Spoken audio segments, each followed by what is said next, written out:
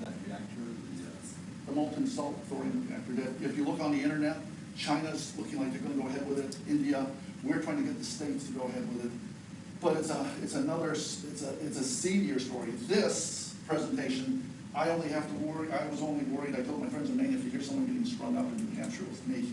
For thinking there might be a connection. The next story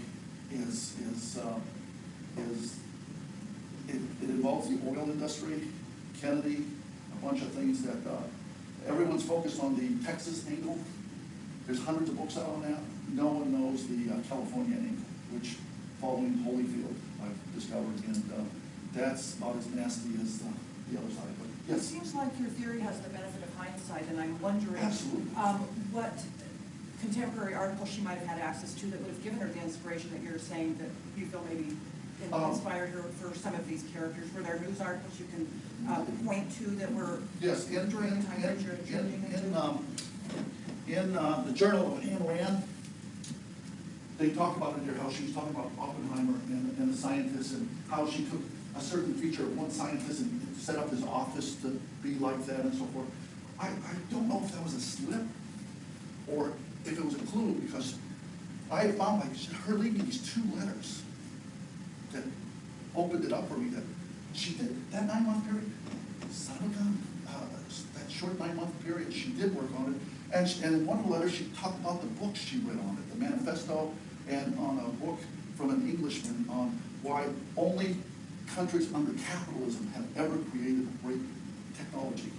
Anything under statism, they try to catch up. She says she never had any worry about Germany catching up to us on the atom bomb because everyone there was slave labor and so forth. So yes, there are a lot of references, and in the presentation, I tried to point out the page numbers and the paragraphs.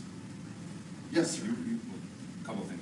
First of all, you were going to comment on, let's just say that the premise is correct, that she based her novel or characters from those from Atlas Shrugged and links them to the Manhattan Project somehow. Let's assume that's true. She did that deliberately. What would it prove? It would prove, to me, and again, this is looking at hindsight, and most of the research I've ever done over time, there's things going on in the present that oftentimes I always said, I know something happened there. It's going to take me a few years to figure it out because eventually it gets out. She had talked about Oppenheimer at one point, and he ended up in trouble. He lost his credentials for security, confidentiality, things like that. McCarthy. During the McCarthy era. With Alvin Weinberg, he was in a horrendous battle with Holyfield. It's going to be with Lyndon Baines Johnson. It ended up Kennedy. One of the great features, and I'm sorry, we're running over, one of the great features about this technology that I came across, you can't make nuclear weapons from thorium.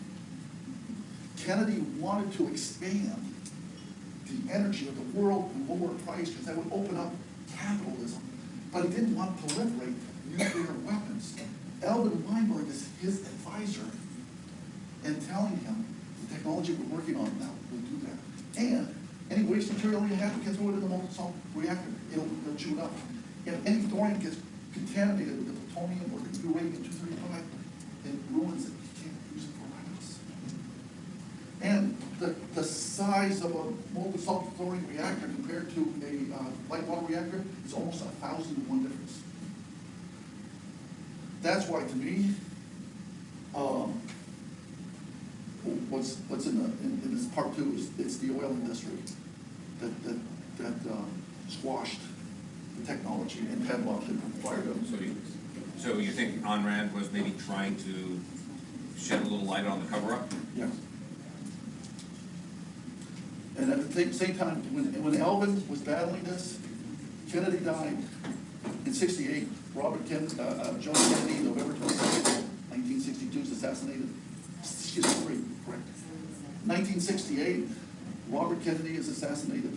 1969, they shut down the thorium reactor, and they fired Alvin a few years later. He started putting out word about the safety issues. He is the one who came up with the term China syndrome. His movie.